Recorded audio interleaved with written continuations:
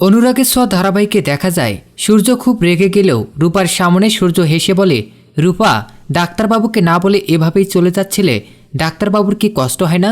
রূপা সূর্যকে বলে, সরি ডাক্তারবাবু, আমার মায়ের জন্য খুব মন খারাপ লাগছিল, আমি তোমাকে কষ্ট দিতে চাইনি।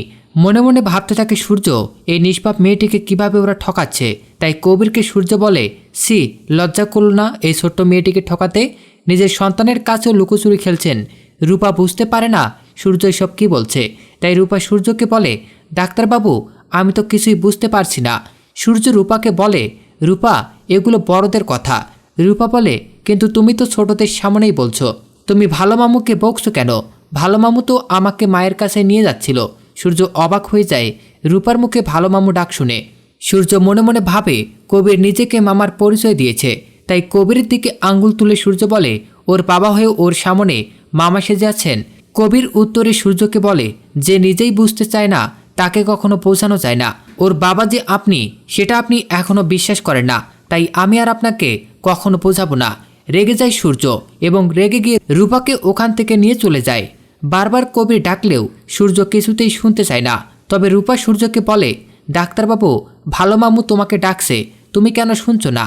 রূপাকে আদর করে সূর্য বলে, এভাবে চলে গেলে ডাক্তারবাবুর বুঝি কষ্ট হয় না? সূর্যর চোখের জল মুছে রূপা বলে, এজন্যই তো আমি বুঝতে পেরেছি নিজের ভুলটা। ডাক্তারবাবু, আমি আর কখনো এরকম করে চলে যাব না, কিন্তু মায়ের কথা খুব মনে পড়ছিল। তুমি কেঁদো না ডাক্তারবাবু, আমি তোমার হাসি মুখ দেখতে চাই। রূপাকে কোলে নিয়ে যখন সূর্য বাড়ির মধ্যে যেতে যায়, তখন রূপা সূর্যকে বলে, আমরা এখন কোথায় যাব ডাক্তারবাবু?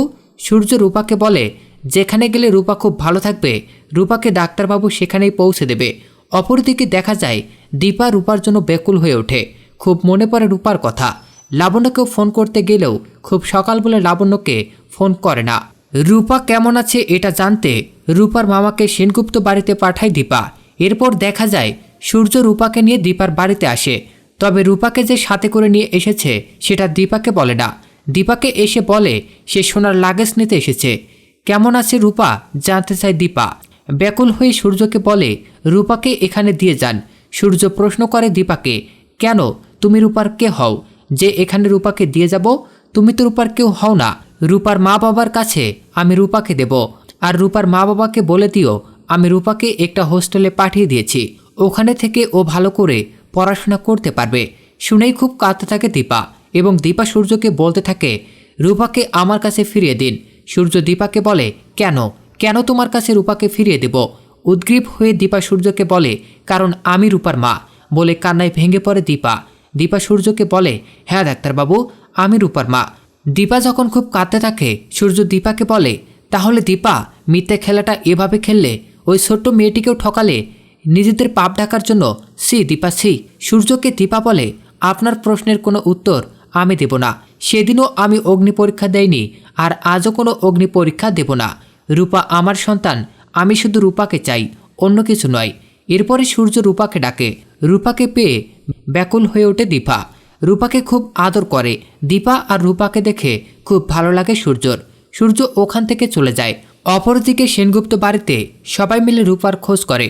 রূপাকে কোথাও খুঁজে পায় না। তাই সূর্য গিয়ে লাবণ্যকে বলে, রূপাকে তার মায়ের কাছে দিয়ে এসেছি।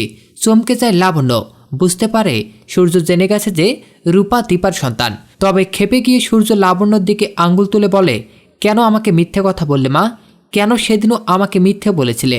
কেন আমাকে বললে না যে সোনার ফুলমা দীপা? আজও আমাকে কেন বলনি রূপার মা দীপা? সূর্যকে শান্ত করার চেষ্টা করে সবাই। তবে যেহেতু উর্মি প্রেগনেন্ট, তার জন্য সবাই মিলে স্বাদের আয়োজন করে। একই সাথে লাবণ্য বলে, এই সময় অন্নপূর্ণা দেবীর পুজো দিতে হয়, আর সেই পুজোতে সূর্য তুমি থাকবে তো? সূর্য কিছুতেই পুজোতে থাকতে চায় না।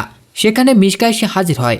তো বন্ধুরা, তোমরা এটাই চাও তো এবার যেন সূর্য বুঝতে পারে রূপা শুধু দীপার সন্তান নয়, তারও সন্তান? কমেন্ট করে জানাতে ভুলো না এবং পরবর্তী আপডেট সবার আগে দেখতে আমাদের চ্যানেলটি এখনই সাবস্ক্রাইব করুন।